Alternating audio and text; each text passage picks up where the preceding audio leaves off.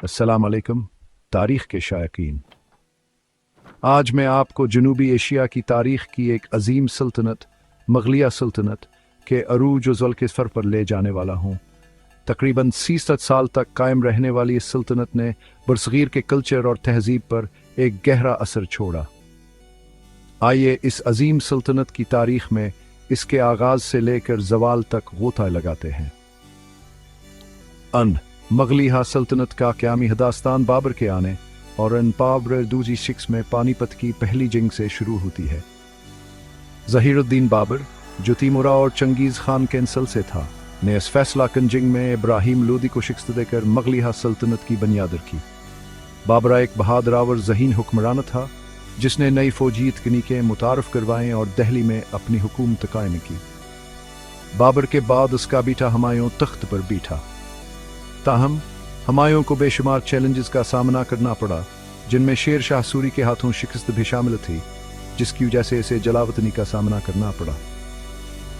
बाल आखिर इसने दहली वापस ली, लेकिन जल्द हयान इंतकाल कर गया और तख्ता अपने बेटे अकबर के लिए छोड़ गया।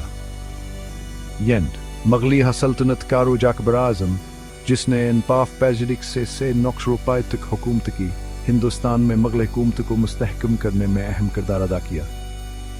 इसने न सिर्फ फ़ौज को मजबूत किया बल्कि एक मुनसिफ़ाना अदालती निज़ाम भी कायम किया।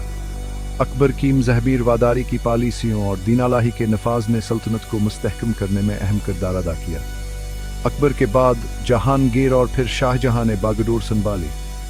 शाहजहां अपने फ़न तामीर के कारनामों, जिनमें ताजमहल, लाल किला और जामे मस्जिद शामिल हैं, के लिए मशहूर हैं, जो आज भी मुग़ल फ़न तामीर की इलामत हैं।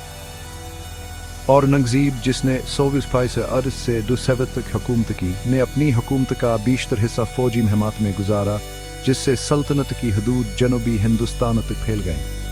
ताहम इसके सख्त मज़हबी पॉलिसियों की वजह से सल्तनत में बेचैनी फैल गई।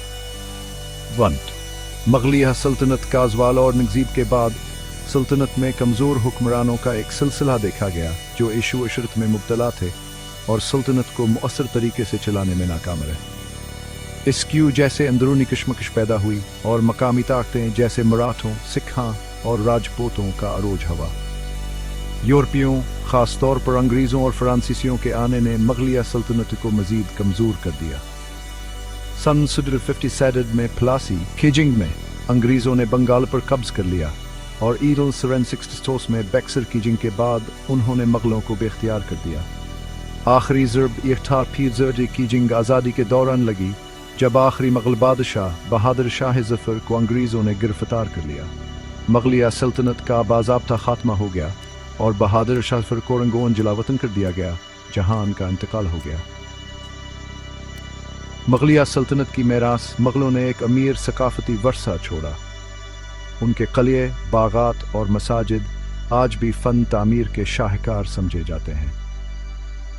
मुग़ल हुकूमत ने हिंदुस्तानी सकाफ़त, ज़बान और रवायात पर गहरा असर डाला, जिनके असरात आज भी नज़र आते हैं।